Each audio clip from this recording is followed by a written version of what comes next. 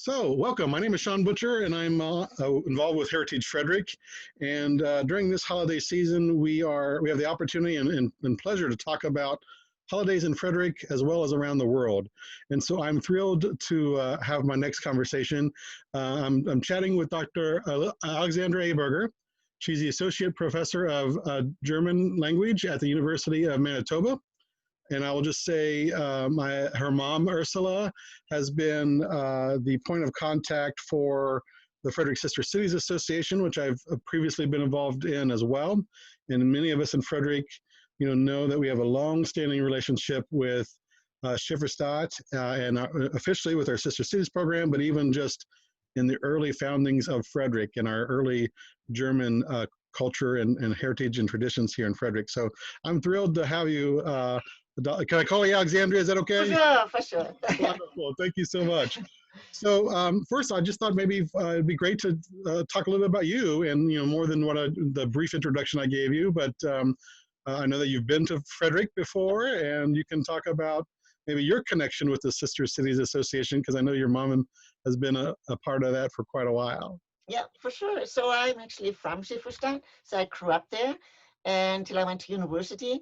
And while I was in high school, I had the pleasure to actually go on a students' exchange to Frederick. So I was there for a summer. It was excellent. I have really, really fond memories of the city, of the people. I am still in contact actually with the family that I visited there, which is lots of fun. My brother also went the year before me. So my mom went many, many times to Frederick. So we have very, very fond memories and lots of pictures to prove it. So yeah, it's wonderful. And I think these connections to other countries are so important, especially nowadays, right? And we're proud of having our heritage in Frederick, with the Schifferstadt house and everything. So my mom was very thrilled to find out about that and be connected and involved in that. So yeah. So Yeah. more about me, maybe I did study in Germany, and then I went on a students exchange, and like so many, I got stuck in another country. So I live in Canada, in Manitoba right now, which is kind of in the center of Canada. And as you said, I'm a professor of German language and culture there. So that's how I kind of came here through a students exchange, fell in love with it. All the time when I tried to why I fell in love with Manitoba, because it's very cold here. In the winter we have -50, but it's a great city. We have a strong German community as well. So Wonderful. Lots of students that take German, and that's how I kind of ended up in Manitoba. Yeah. Yeah, you ended up there. You went there, and then you ended up just staying there, right? Yeah, that's right. That's right. Well, I started off in close to Toronto. That's where I did my PhD, and then I got the job here. That's why I moved here. But I ended up, loving it. It's a great city. It's lots of cultural events going on. A big German community. Lots of German stores. Big Christmas market, talking about Christmas, and so it's a nice place to live. So. Well, in addition, obviously, to your student exchange that brought you to Frederick, I had the pleasure when I was involved and president of the Frederick Sister Cities Association to go to Schifferstadt myself, and like you, had very fond memories of that whole trip and experience, and the people and the places that we visited, and the food and the culture. So, it's really important for us to be able to experience that very much. I know that. There's a lot of German Christmas traditions. If you had to describe, or summarize, what the holidays mean, for families in Germany, what would you say? Well, I can give you a long presentation on all the different traditions. I can probably talk about a couple of them. A couple of them we have in common. Others are different. Christmas is very, very important to Germans. We like celebrating anyway. But Christmas, you know how it is from the Oktoberfest, but we have a long Christmas tradition. We're starting off, pretty much we're celebrating an entire month. So we're starting off with an Advent wreath. I don't know if most people in America or Canada don't have this. It's just a wreath out of evergreens, which is kind of a Christian symbol for everlasting life. It has 4 candles. So 4 weeks out of Christmas, we start lighting the first candle. And then every Sunday before Christmas, we add one of them. And then we sing Christmas songs, and it's kind of the Advent time. It has a long tradition. I think it goes back to like 1833 or something, there was a Protestant priest that started off having a wreath with 24 candles. He ran an orphanage and let children put one candle up at a time. I guess probably was a fire hazard a little bit, so they reduced it to 4 of them. But that's kind of the start of Advent, where we start with the Advent wreath. And then the next thing we have is an Advent calendar. So that kind of made its way to America as well. So we had my great-great-grandfather at that time still, they would have 24 pieces of straw, my grandfather told me, and then they would every day they put one out and make baby Jesus' bed. And then it's almost like a nativity scene, right? And then on the 24th of December, they would put the baby Jesus on top of it, right? And what we have nowadays, right, we have the ones with the doors. We have 24 doors only in Germany because we're celebrating the 24th, not the 25th. And so you open a door each day. And I think the first one was printed in 1903 or something like that. And at the time, when my grandparents were children, there was just, you would open up, there was just pictures, religious pictures behind it. Right, nowadays you get the chocolate, you get the toys. My dad has one with little schnapps bottles, which is very German, right? So we have the Advent calendar. That's kind of the next step. The third big step is Santa Claus coming on the 6th of December. So our Santa Claus does not live in the North Pole. He doesn't have reindeers. He does not come down the chimney, and he does for sure have no Miss Santa Claus. It's probably why he was so happy, right? So, yeah, he's not married because this tradition goes back to, I'll tell you a bit in a second. So what we do though first is the 5th of December, the children take their shoes, they put them in front of the door, and then you go to bed. And if you have been good, Santa Claus has a helper. His name is Knecht Ruprecht, and he has a book. And then he checks if you've been good. And if you have been good in the morning, you will find some candies or some small toys in your shoes. If you've been not good though, my brother happened a couple of times to him, you'll get a stick for getting hit. Or if you're in the north of Germany, you find a piece of coal in it. So the reason why we're celebrating Nicholas, St. Nicholas at the 6th of December is St. Nicholas was actually a bishop.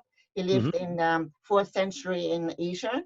And he was the patron saint for children, and he died on the 6th of December. So we commemorate his death on the 6th of December. That's why Santa Claus is coming and bringing small presents. I was going to ask what the date represented, because I'm sure it did. Yeah, so thank you for So that was to commemorate his death, being the patron saint for children.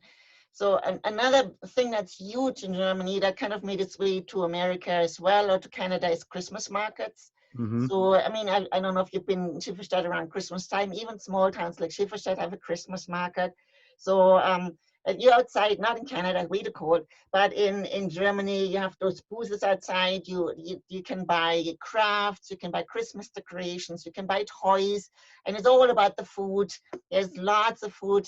Gingerbread. Gingerbread is, again, a Christian symbol for everlasting life. Actually, in German, it's called Lebkuchen, which is live bread. So you can buy that, and the most famous thing is called Glühwein. That's a red spiced wine. Yes. Right? So we'll drink that, and so the Christmas markets usually open end of November and stay open the whole December. That's a big thing for Germans as well. And then from there we go actually to the Christmas day itself. And what's a little bit different is that we do celebrate the 24th. And I don't quite know how it is in Frederick, but in Canada, people put the Christmas tree out pretty much in November already. In Germany, you're not going to put it out, but like especially the area I come from the south of Germany, it's more like a Catholic area. You do not put it out until the 24th of December. Oh, wow. And what happens is you as a child, you basically get sent out of the room. The tree comes into the room, then baby Jesus comes, and baby Jesus decorates the tree. Baby Jesus also brings the presents. Decorates the trees, yes, and then when it's time for Christmas, you can hear baby Jesus rings the bell, and then it flies off, and you rush into the room and see if you can fly it off.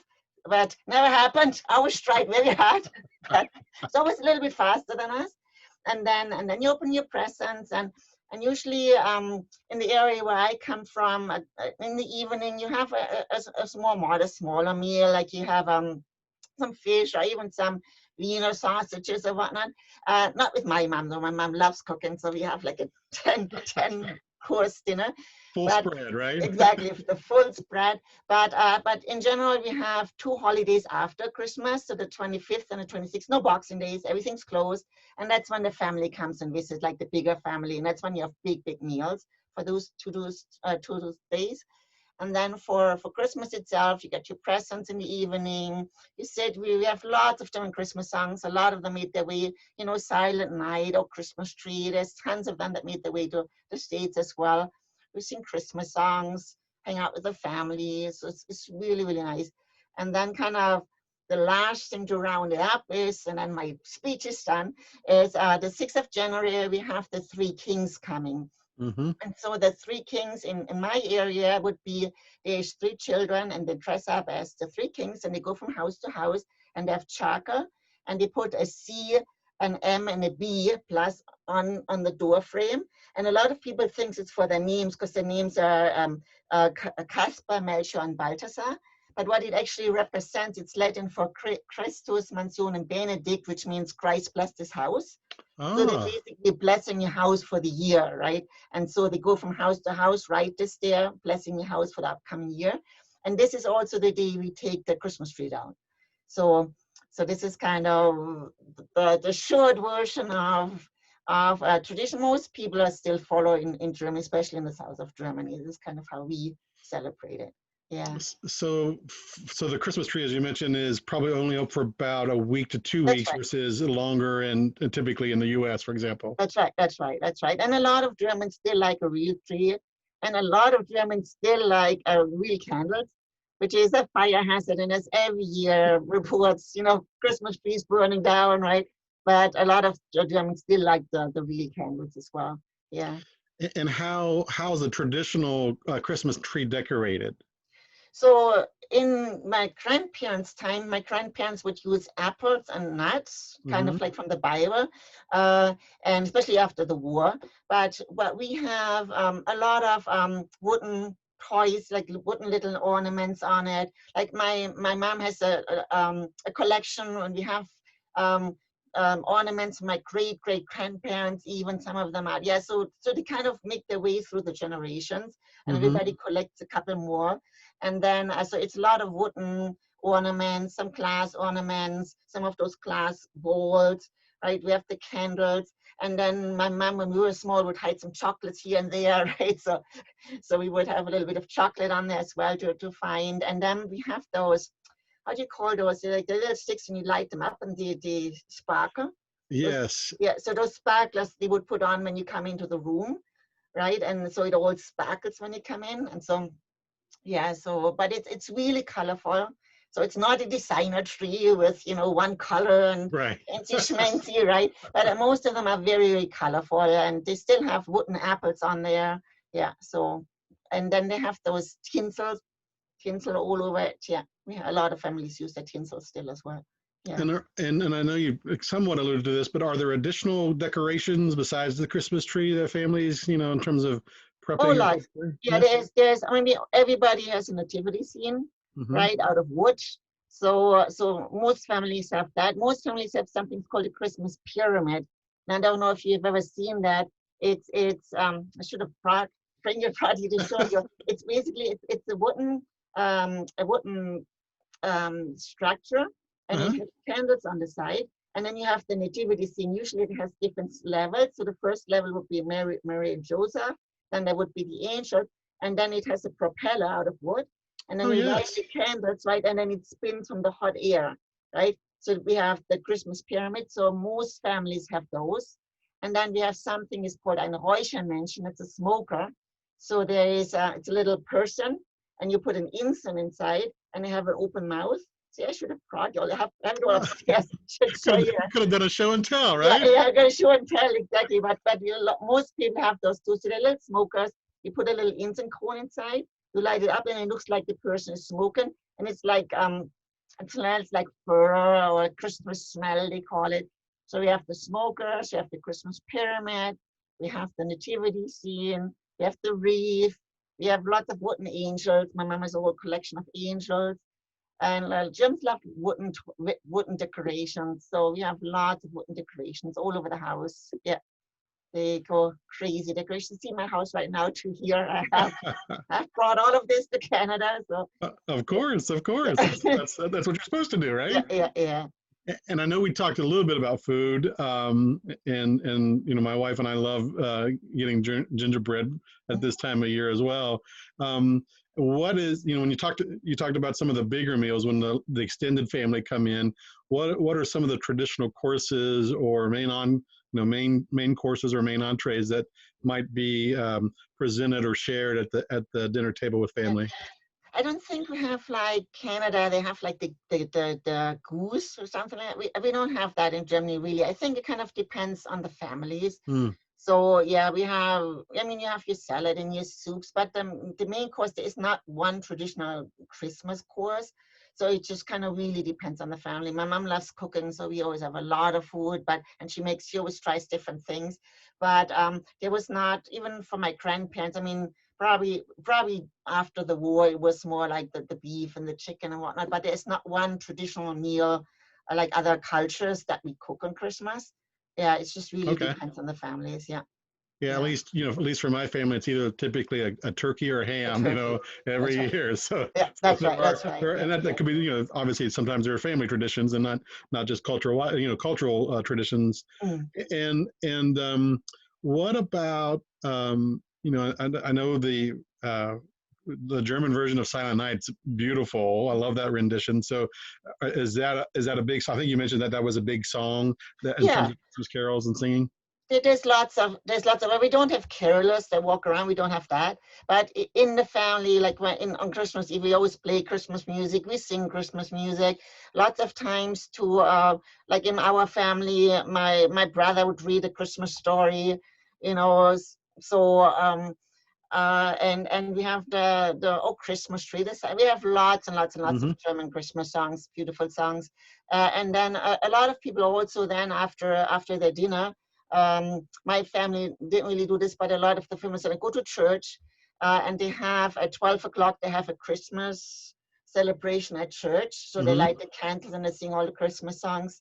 And so it's not so much a tradition of my house, but I know a lot of families or friends would go to church. It's called Christnachtmesse. So they Mm. would go to a mass at night and then light the candles and sing songs as well. Yeah, so that is something you usually do at the evening of Christmas Eve as well. Yeah. Yeah, and I know you mentioned, you know, I mean, I know that my church was very big on the Advent wreath, so I know Mm. that is continued in some places. I think you're right; it's not as big of a deal in maybe in households, for example, but I know that churches do it. I know you talked about you know the German Christmas market. When we went over, it was June, so Oh, yes, uh, it is I fun. I went over for the radish during the radish festival, Oh, which I there know we is go. huge in Schifferstadt. Yeah. But I'd love one day, you know, I'd love to go back and actually experience an authentic German Christmas market. You talked about that a little bit, but is there anything else that you could share with that in terms of what takes place there, what people typically can buy there? Yeah, so you can, well, they have, so it's, they like have little huts made out of wood and they have like a roof. So most of them do kind of, they all look the same. And then a lot of them sell Christmas decoration crafts, the Christmas pyramids, the smokers, the toys, a lot of candy for the children. They also have rides for the children and they have horse rides you can go around, or like they have merry-go-rounds and whatnot. Mm-hmm. So they have a lot of rides for the children as well. They do have singers there. There's usually kind of some kind of a show going on where the local clubs do sing Christmas songs or do little performances. And it's all about the food. As you can buy from, well, Germany right now is very multicultural, from Greek food to Turkish food to, you know, the Mm-hmm. gingerbread to the, you know, German like the sausages, any kind of sausages you can imagine. And this is kind of all finger food, right? So you can eat, you have your sausages and the Glühwein, of course, like the red wine with the spice. That's something that everybody drinks. So you actually get a mug, and then you get to take the mug home, and usually it's like what Christmas market it is, what year it is on it, and so you get your, so it's really nice. You have lots of lights, Christmas lights, lots of trees that are lit up. So it's just a really nice atmosphere, and it smells good because of the red wine, and it's just, yeah, it's just a place Germans like to mingle, they like to meet. they like to yeah, just meet their neighbors, and it's just a nice way to kind of meet your neighbors before Christmas, hang out a little bit, buy some decorations or small toys. Yeah. Yeah, and we Yeah. have some small German markets in this area, often that are done by churches or other things. And you're right, the smell and the aroma of the spiced wine and the gingerbread, it's a wonderful smell for sure. Well, is there anything that we haven't talked about? Hmm. Not sure. So there's a lot of the tradition, I think, they kind of made their way. I mean, the Christmas tree made its way to North America, right? That's a German invention. I guess Martin Luther, I think, was the first one that actually brought it into the house. And at the beginning, they would actually hang it on the ceiling. And then they would put it down and start decorating it. I mean, it's again a Christian symbol. So I think the Christmas tree made it. You have like the Christkindl is the baby Jesus. You have the Kris Kringle, which is just kind of the same word, just kind of pronounced in an American way, I guess, right? So we have that, but I mean, we have what's very different is that we celebrate the 24th. You have baby Jesus bringing the presents. That function of Santa Claus is quite different, right? I would say again, like lots of different countries have that, and we have this Knecht Ruprecht, right? This is so he's kind of the grumpy one. There's also Krampus and Knecht Ruprecht. I don't know if you ever heard that. Yes. They're the same person, right? So he's the one that kind of keeps the book and whatnot, and yeah, and he's kind of a really weird looking, almost like a monster looking kind of person too. Very scary. Yeah. So that's kind of the same person. So we have that, but I think that the Germans coming to the States brought a lot of their traditions with them, right? And so I think, yeah, it kind of intermingled. So I think you have quite a bit of the things, like the decorations, I think Germans are really big into the wooden things and less so into plastic. I mean, it's also the decorating your houses from the outside. We really don't do that, like those Christmas lights or something like that. We don't have that. But we do the city, like here, the cities, they do decorate the streets and what as well. Yeah, but other than that, I think we covered it pretty much. Yeah, I think we did, and I know you mentioned that you love Christmas, and as I do, and so I know we could talk a little bit longer, but thank you for sharing some German holiday traditions with us, and Merry Christmas. Merry Christmas to you. Thank you.